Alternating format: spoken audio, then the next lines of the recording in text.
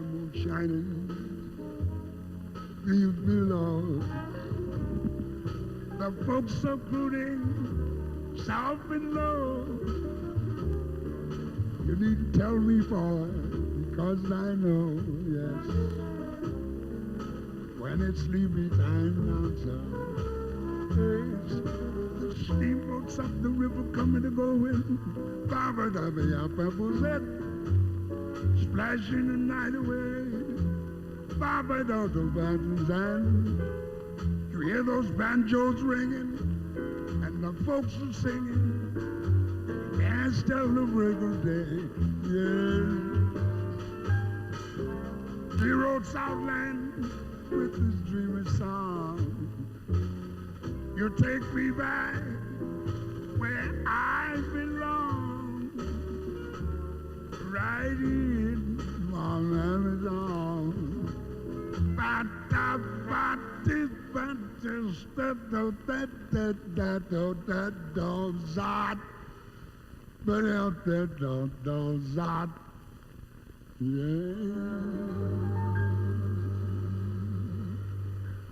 Good evening, everybody. Boy from New Orleans, a tribute to Louis Armstrong.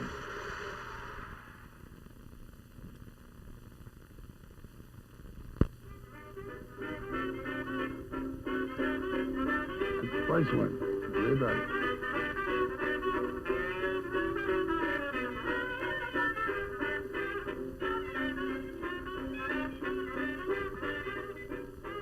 Louis, where did jazz get its start? Well, through the years, I mean, in my young days, it was ragtime, you know. And as the years come up, the boys come up north and come up to get a little high on the horse. You get the word jazz, you know. Then later swing, and well, it all started from New Orleans. When I was born, long ago, July the 4th, 1900, it was back of town in James Valley, apart from New Orleans. Now, as I grew up, I joined the band. We blew those beautiful sounds all over the land. We went from Beale Street to St. Louis, blowing jazz from New Orleans. Now in Hollywood, I took my place with my friend Dave and Mrs. Grace. Yes, I was swinging. Yes, I was swinging, folks. A star from New Orleans. Now, Europe called, and off I went, blowing jazz all over the continent. They named me Jazz Ambassador.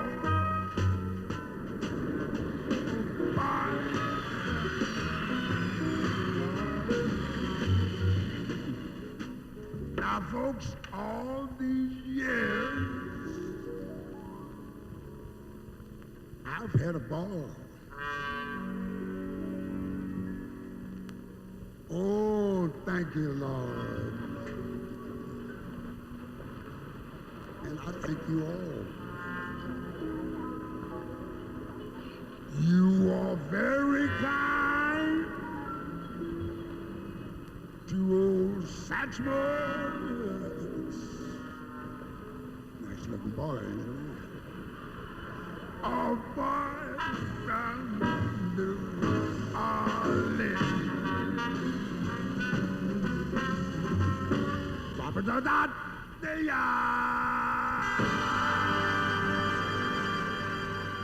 First of all, welcome to Britain, Louis Armstrong. And first question is, how did you come to be called Pops?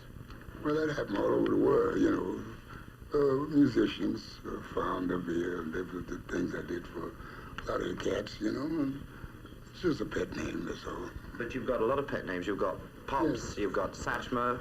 Dippermouth, Satchmouth. Wesley Brooks took it from Satchmouth when I came here the first time. And he cut it down to Satchmo. So I asked my trombone player, I said, why do you call me Satchmo? And my name is Satchmouth. Right, well, my trombone player told me, because you had more mouth. How did you feel some while ago when you were so ill that you had to rest? Well, what's wrong with that? That's why I got ill, because 54 years playing one-nighters, you know, nobody else living could do it. The doctor said, well, why don't you try a good rest for a change? And that's all it was. I blew my horn every day before my dinner. So you didn't rest? Well, when I don't get funny, I say I rest. I blew my horn at home. Anywhere but home, you're not resting. What about the music bit? How did that all start a long time ago? Like anybody else. You either take lessons or it's in you. You play. Some play by ear. And they always play by ear. But if you're good and you get with other good musicians, how you gonna miss? You automatically learn how to read music. You understand? You wouldn't be in the band if you didn't have something they wanted. See what I mean? Mm-hmm. So by staying there, I read just as good as anybody else. But you make it sound very easy. Was it easy to pick it up? That's the way it was to me. It's still easy. I don't stand on my ear that high note right now, you know? Mm-hmm. It all comes out in the music. Yeah, but you're lucky. It can all come out in your music. You have a marvelous philosophy. Do you reckon... But I ain't talking about the other fella. Why should I try to live for you? It's your business what you want to do. We get together and have a hell of a time. We play music together. But your personal life, when you lock that door, you're on your own. That's where I live. That's why I had 4 beautiful wives. And they all end up with something. Because every time we separated, we agreed or disagreed. Whatever we had in the till, they kept it. I didn't want it. It's been said, Pops, that you were brought up in abject poverty. What's your... no money in a... Why'd you say that? Abject. Well, abject poverty, no money. I thought you meant that I objected to something. You didn't have money when you were a kid, though. I always had money. I could shoot craps, sold newspapers, and I always hustled on with the quartet and the little guitar, the cigar boxes, and I always had a pocket full of money. You know, 1915, you had $5, you had a whole lot of money. I didn't ever have to beg nobody for nothing all my life. Always a kid that had some get up about it. Looking back on your life now, is there anything you haven't done that you'd like to have done, really, one thing? Well, let's see now. I got to think back. And kids will be watching this show. Oh, they got to grow up, too. They got to grow up, too. I watch what they're watching, too. Well, we can skip that. You know very well. See you later. I'll see you tomorrow. Right. Yeah. One of my favorite singers, Mr. Tony Bennett, presented me with a painting he did. Not a bad portrait of old Pops. That Tony's not only got mean chops, he's pretty good with a paintbrush, too. See if I'm doing anything. Oh, beautiful. I would love to do it. Right. I just want to get up there and fix some of them things behind you. Right, I know. That'd be wonderful. I know. Right. I mean, you know, little fillers. I know what it's...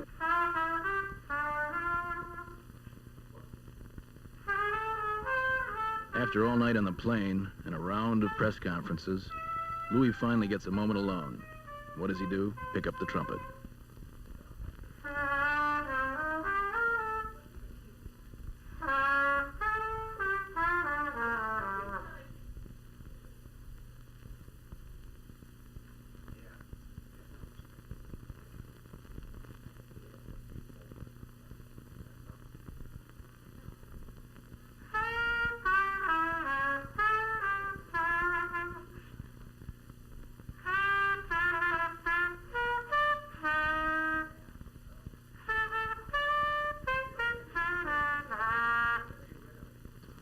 before I ever had the pleasure of seeing Louis Armstrong. He'd been an idol of mine since I was a kid. And then my paper, when I was a grown-up man and pretty elderly, said they wanted me to go to America to write about him. Now, I would have paid to go on an assignment like this. Travel all over. And I met you in Toronto.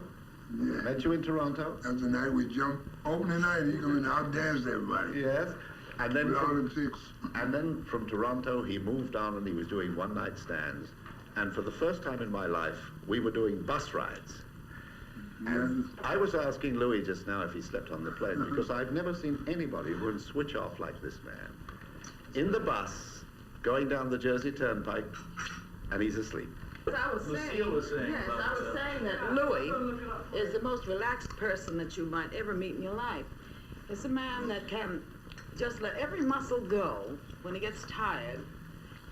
I don't care if there were crowds around him. When he's tired, he's in a chair. Well, he's asleep. Well, 10 minutes and it's like 4 hours for him. I don't say I'll go sleep on anybody.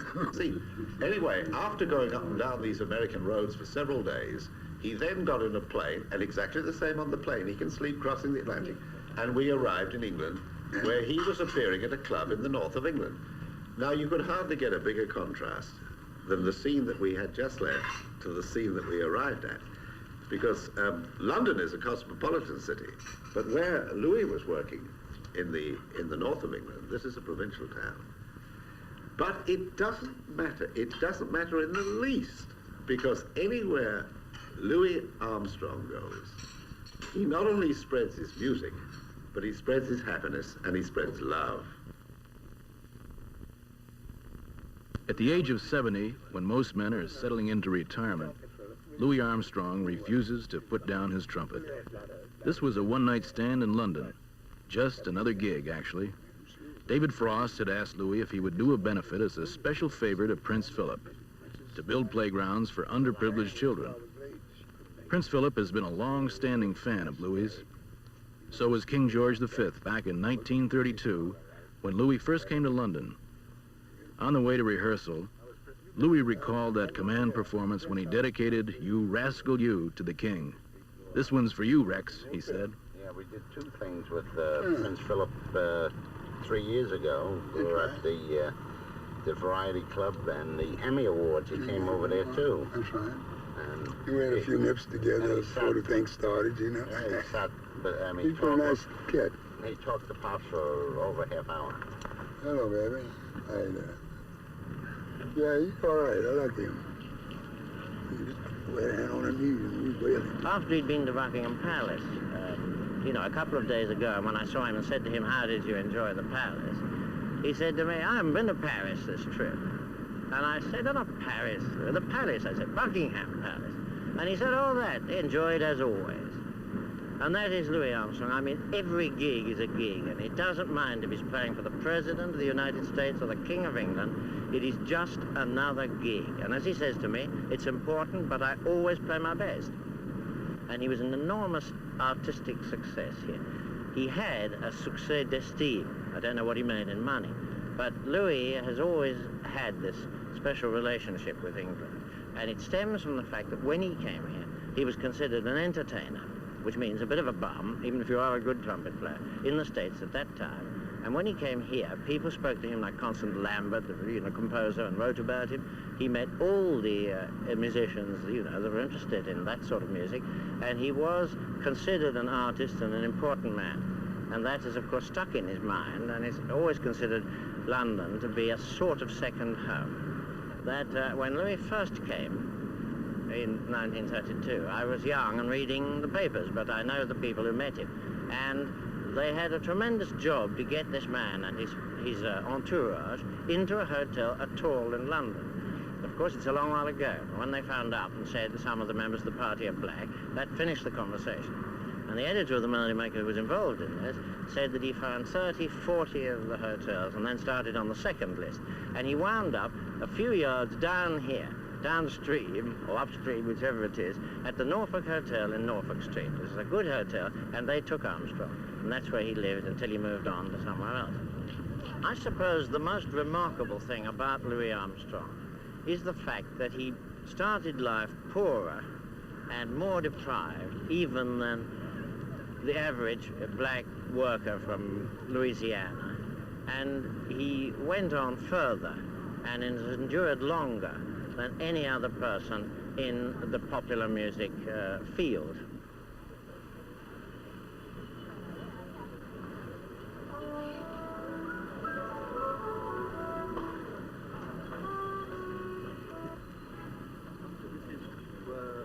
All the time in the world. All the time.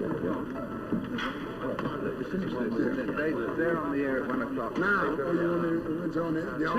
2 minutes just to do a thing for... All right, well, let's finish this. Yeah, do that. That's the story of my life. Do that first. Get this alone that I can... And then we come back. We only got to sit... We're trying to get some spotlights on, but the operators are... Then we got it. Yo, man. One.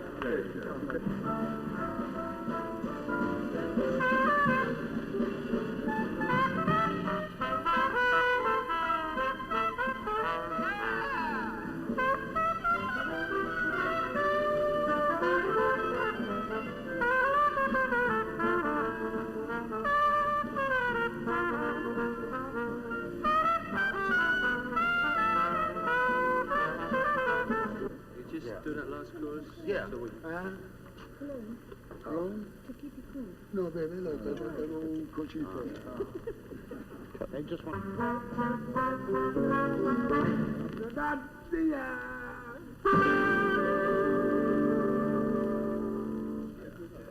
many choruses? I think it's 8, isn't it? Well, I mean, when Europe calls, that's... When Europe calls, then we get together. That's where I've been at. Well, that's I had Hollywood in Europe. I know Hollywood was first. Yeah. Hollywood is before Europe. And Europe calls, and then we thank the Lord. And that's right up in there, that's all. And you thank our call. Yes. But it... Yeah.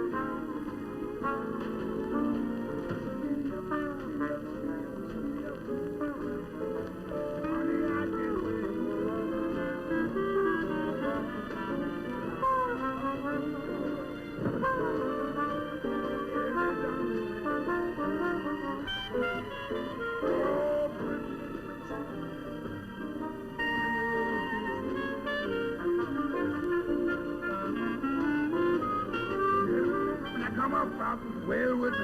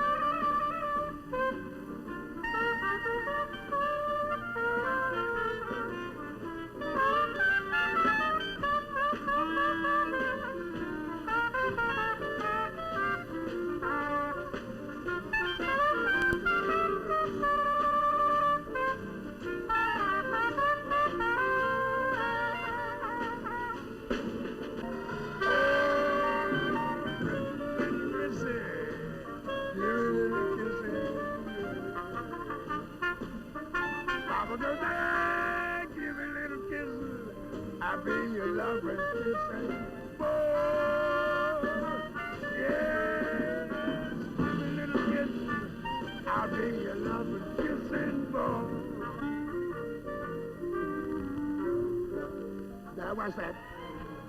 Oh, yeah.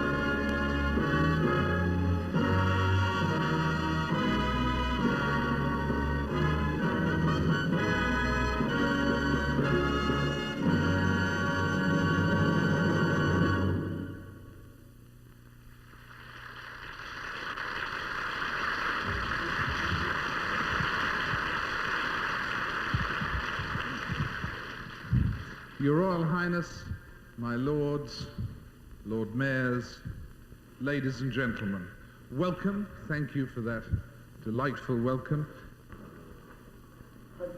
Well, this is Bing Crosby here, and I just want to rap a bit about the man who is, well, he's my all-time favorite in the jazz field. Mr. Louis Armstrong, variously known as Pops, Satchmo, Dippermouth, whatever. You know, I first caught up with Louis, back in 1926, I think it was. And I must tell you, I've hung on every note he's played and sung ever since that time. It seems to me that any entertainer who ever got anywhere in our business is indebted to somebody or someone. And my debt to Louis is vast. Not only for what I've learned from him, from listening to him, for the many hours of pleasure he's given me, but more personally, for the gift of his friendship. I really cherish that. I believe if there's such a thing as a genius in jazz, he's it. He does things automatically and instinctively that are just pure inspiration. Like Gene Krupa once said, Pops does it all, and he did it first. In other words, on the wings, you're going to pick it up first, huh? I ain't gonna be in the wind. I'm gonna pick after. I'm on the stage, but I can't walk in my middle of them in my spot. That's how I'm gonna walk from the stage to where I play. I walk next to you, you know that? Out there wherever we are, you know? So I'm standing almost next to you anyway. And I get to my 8, and then put on, I walk in. I'm ready to get up there. Everyone started. Then you walk to the stage. Yeah, why you playing jazz?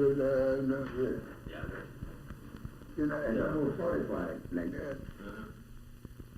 But right now, it's my great pleasure to welcome someone who's wowed them everywhere from London to San Francisco and back again. We thank him so much for coming to join us tonight. I thank him so much. He's appearing at the Palladium at the moment, and he's roared over in a car with a police escort, and he's here now, I'm delighted to say. Will you welcome, perhaps, well, Frank Sinatra says he's the greatest singer in the world, Mr. Tony Bennett.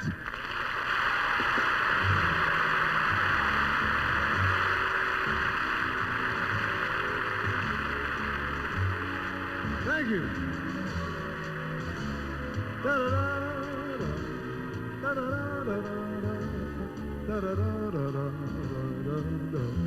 They all laughed at Christopher Columbus when he said the world was round.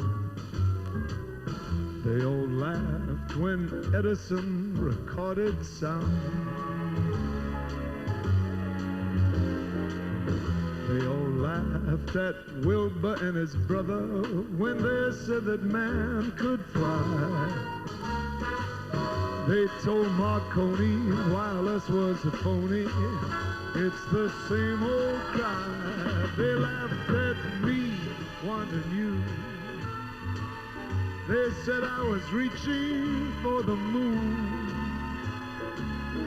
Boy, you came through, and now they have to change their tune.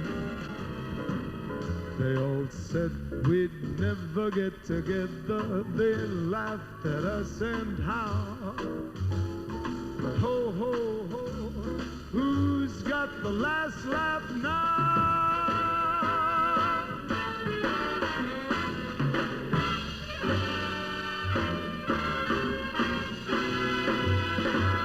One more time.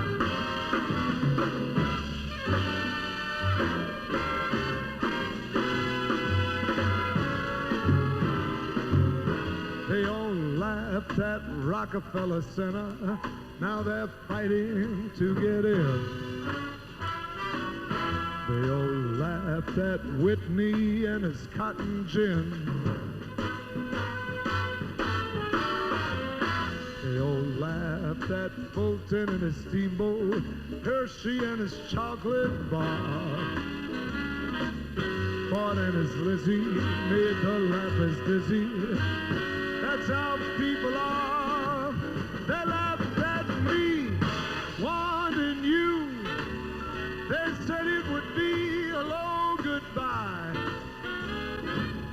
Boy, you came through, and now they're eating humble pie. They all said we'd never get together. They laughed at us and now. got the last laugh? Ho, ho, ho, who's got the last laugh? Ho, ho, ho, who's got the last laugh now?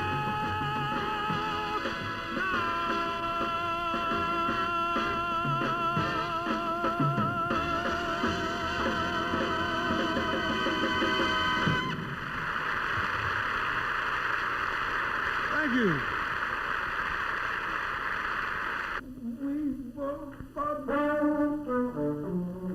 Yes, you ought to be still.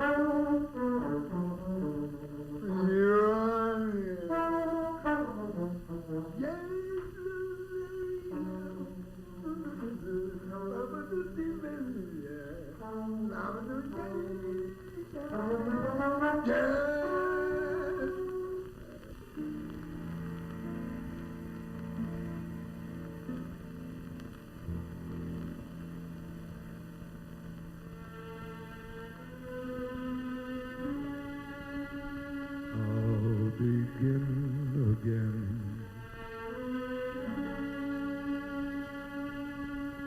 I will build my life, and I'll live to know that I fulfilled my life.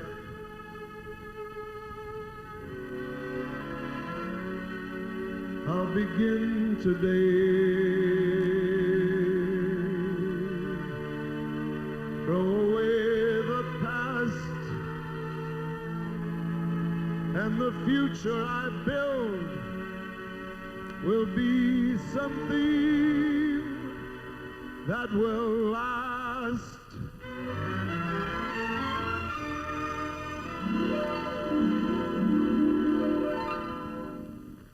I will take the time I have left to live, and I'll give it all that I have left to give. I will live my days for my fellow men, and I'll live in praise of that moment when I was able to begin again.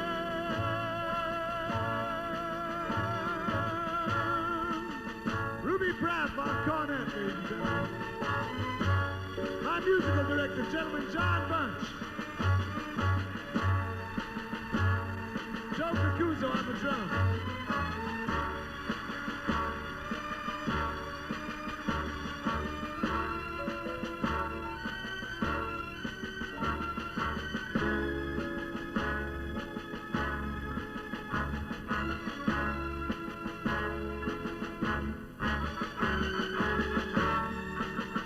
I will live my days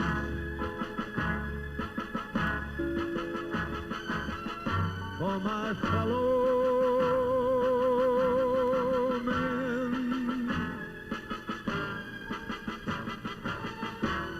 and I'll thank the world and remember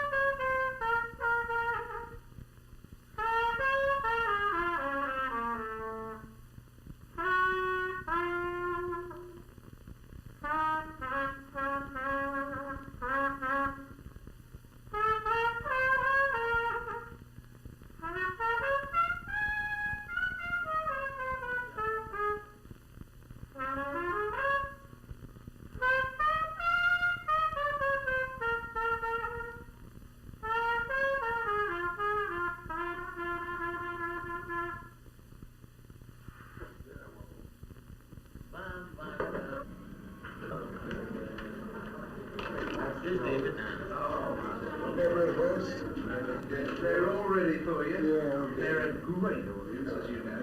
Any audience is great for you. But they were going berserk at the end with Tony and all of that.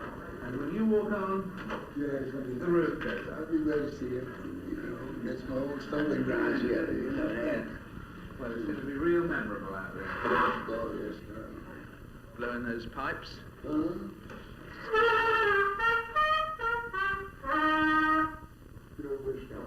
Yeah, sure.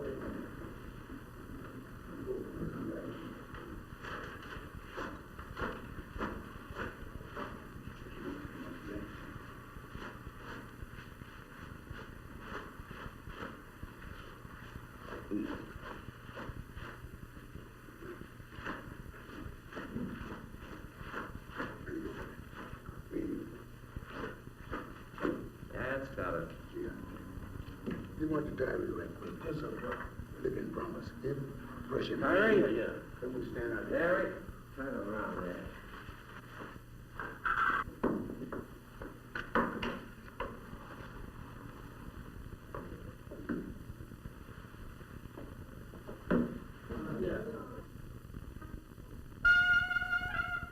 The end of Tony Bennett, we could almost hear you applauding in the Bellevue, Manchester.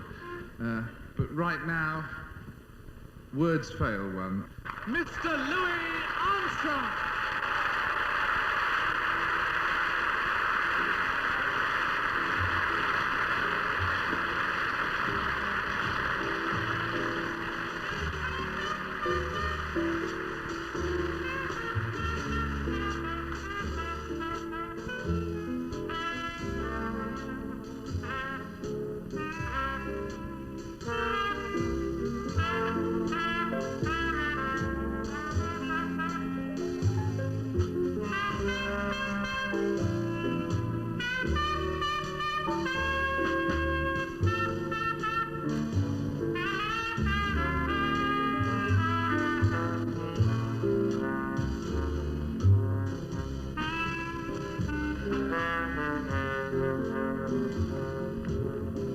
What's that? I found my thrill on Blueberry Hill, on Blueberry Hill. When I found you, the moon stood still on Blueberry Hill, and it wasn't until my dream come true. The wind, the willows play love's sweet melody, and all of those vows we made were never to be. Though we were apart,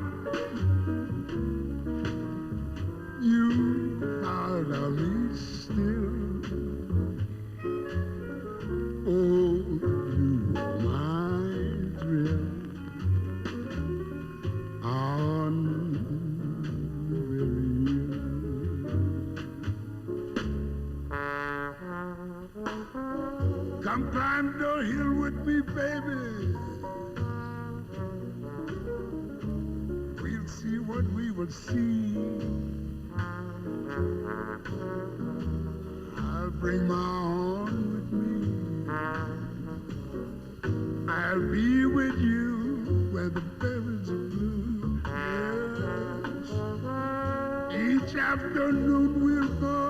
Yeah. I've in the moon we'll go to our wedding in June. We'll go.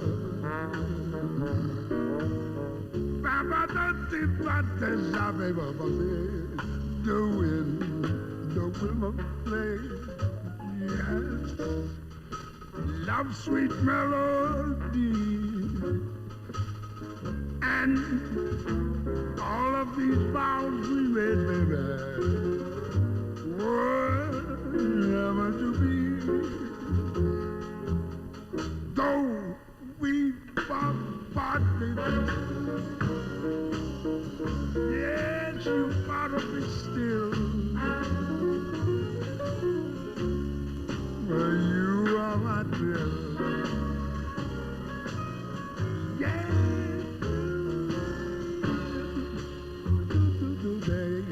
Baba did baby, Baba said.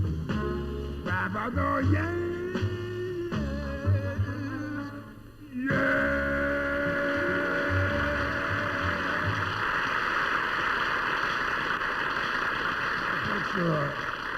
There's a tune that was my #1 record over here for about a whole year or more. So I'd like to do this one for you, and of course you know it's What a Wonderful World.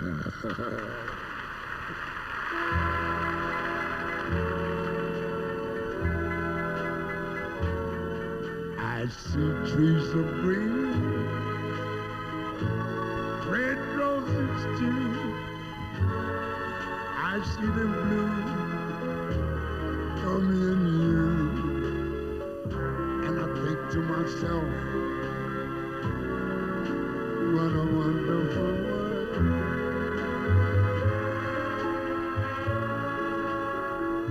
I see skies of blue, clouds of white, bright blessed days, dark sacred nights, and I think to myself, what a wonderful world.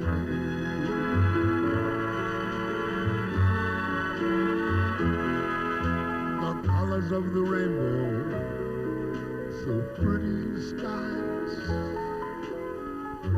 also on the faces of people going by. I see friends shaking hands, saying, how do you do?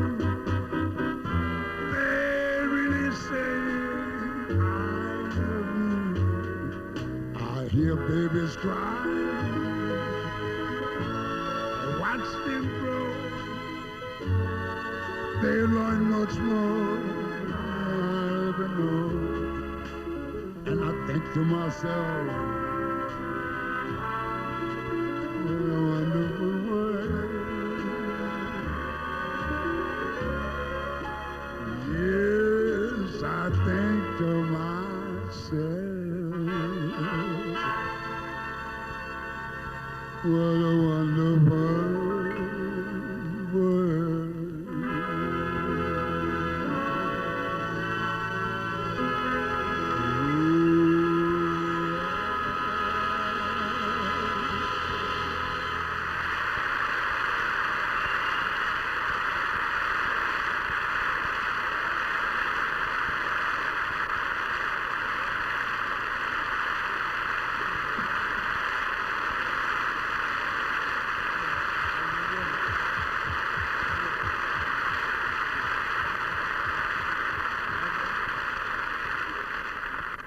That was marvellous, Louis. When Louis was rehearsing earlier on today, and he's got a lot more numbers for us, I said to him, but that's not the only one of the great hit songs we associate you with. There's so many.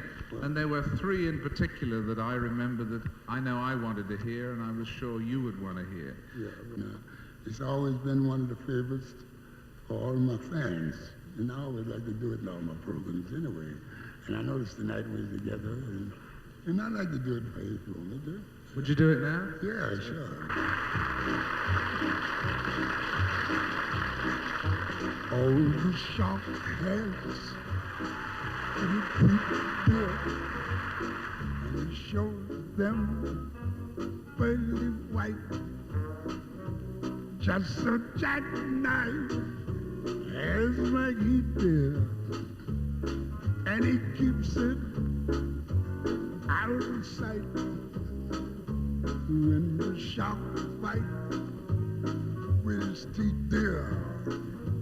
Scarlet billows start to spread. Fancy gloves though when Maggie did. So there's not a trace with. Yes, Louis Miller disappeared there after drawing out all his cash. And Maggie spends like a sailor. Did our boy do something rash? Suki Tadrip, Janet Diver, Lottie Lanyard, Sweet Lucy Brown. Yes, the line bounds on the right gear. Now that Maggie's back in town.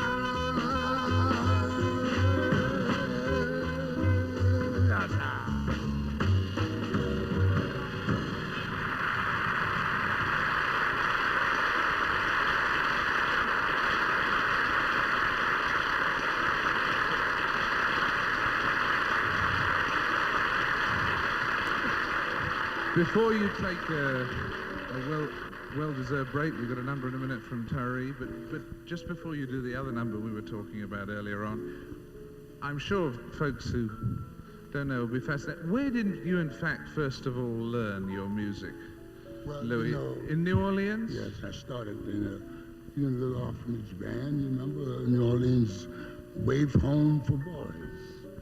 And they started me out as a little bugler. And I used to blow all the calls for the boys, you know, to go to bed and different things. And my special call was went to the mess call, you know. And I used to have a lot of fun with that. The cats all waiting to scoff, you know. And I'd hold it up about a second, and every second, run, you don't blow that call, man. But you really learned your music in the red light district. Well, after I got out of the orphanage, and I went round the honky tonks, and King Oliver, who was playing in Storyville, he was a big man on the cornet there, and he took a liking to me and my playing. He thought I had possibilities, so he took me over. After they run all the bands out of the Storyville, King Oliver used to come up there where I played with a little three-piece band where they don't throw they don't even think about locking the doors or nothing all night, you know. And that's where I played. And he used to come up and sit on the bandstand and listen to me play. But you were very young then. What did all the ladies make of you? Well, they liked the way I blow the blues, and the pimps would be in the next room gambling, and they'd come in about 4 o'clock in the morning with their big legs full of money, you know, silk stockings and stuff like that, and I'd blow them, you know. And they didn't pay me no mind. I was about 17 years old, and they used to even make me sit on their lap, you know. Really? And have a little taste. What's your recipe for keeping a woman happy then? Are you kidding?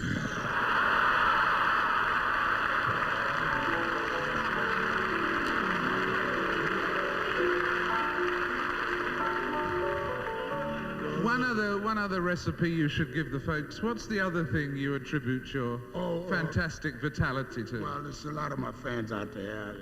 I send photographs to them from home. That's my hobby.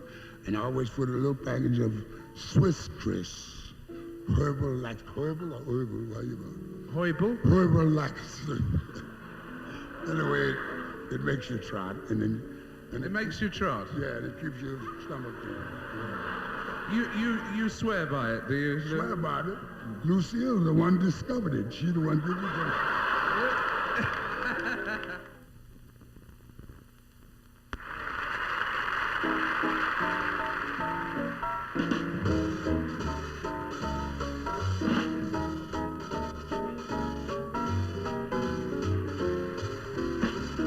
Hello, Dolly. Just as loose, Dolly. Mighty glad you're back where you belong. Oh, you look it swell, Dolly. I can tell, Dolly.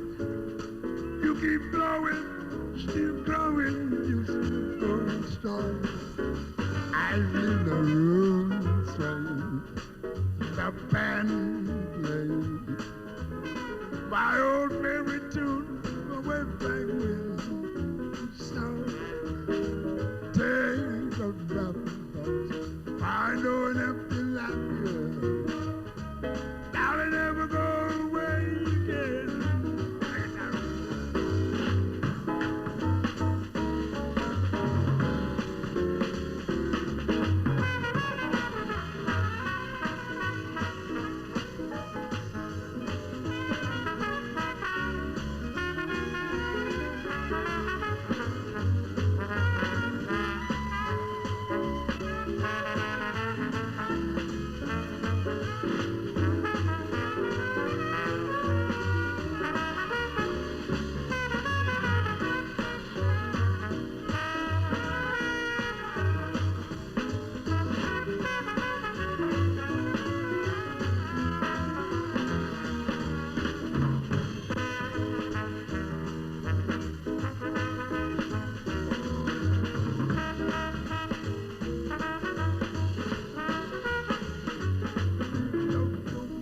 Swaying, the band playing, my old favorite tune from way back when.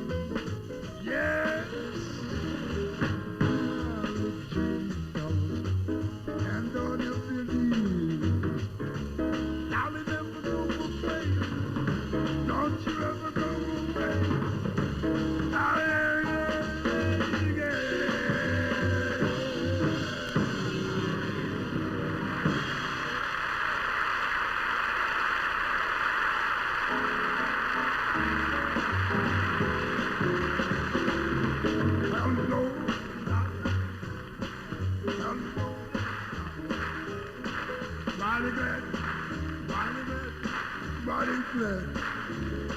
oh, you looking swell over there. You looking swell over here. You keep going.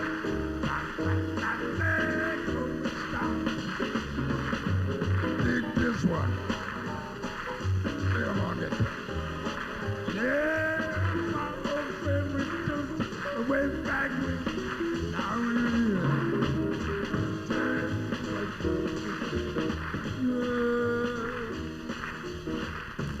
Don't you ever go away.